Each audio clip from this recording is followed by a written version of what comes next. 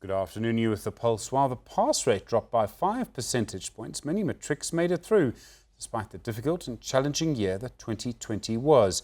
But, of course, there are lessons to be learnt by the Department of Basic Education, parents, communities and learners themselves.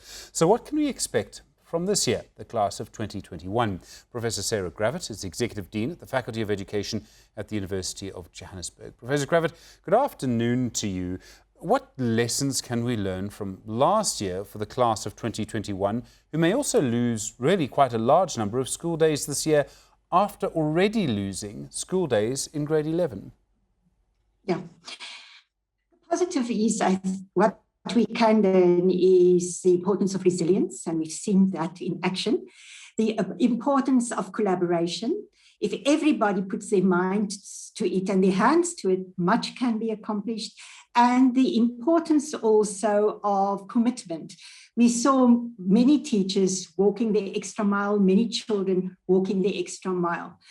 What we also learned, and we actually knew it, but it was confirmed last year, that we have a very unequal education system. Those schools in more privileged communities in general were able to pick up schooling quite easily, not without challenges, but they were able to do it, while the far majority of our schools in the country, despite help that was given, despite many efforts, still suffered a lot.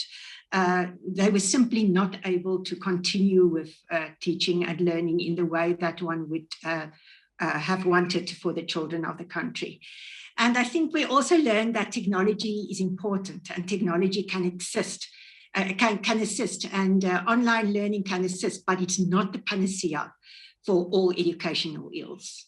I mean, we talk about inequality, and it was one of the big conversations of last year.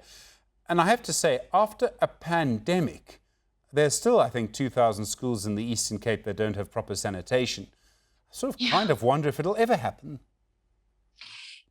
Yeah, you know, but what is actually amazing, again, that indicates to us if people really put their minds and hands to it. It was possible within a month or two to get water to many schools that have been wanting water for many, many years.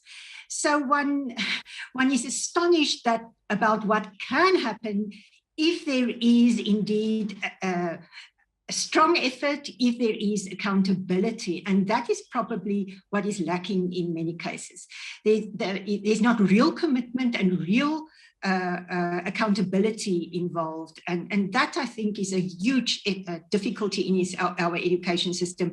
Again, it's different levels of commitment. We do have people who are really committed to education, who are doing their best.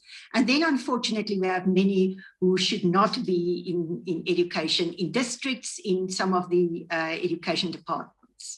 One of the things that happened last year was lots of consultation with unions, and sometimes, and particularly one of the two major unions, I think you know which one I'm talking about, is often sort of seen as public enemy number one among the middle classes. They deny it. I am, of course, talking about SAT2.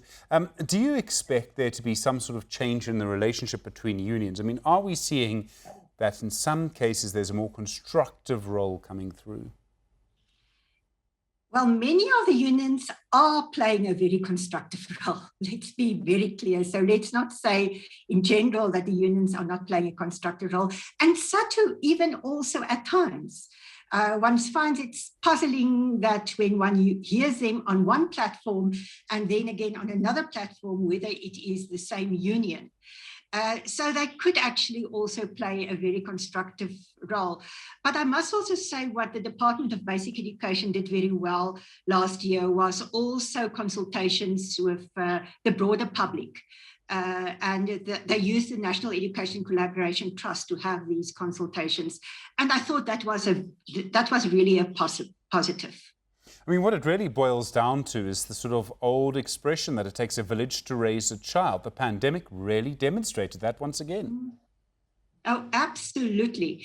The Department of Basic Education and the departments of the provincial departments can do a lot, but they are not the only role players. Parents are the role players. The government in general is quite important. To blame, for instance, the Department of Basic Education for the fact that we don't have connectivity in many places, that data is expensive.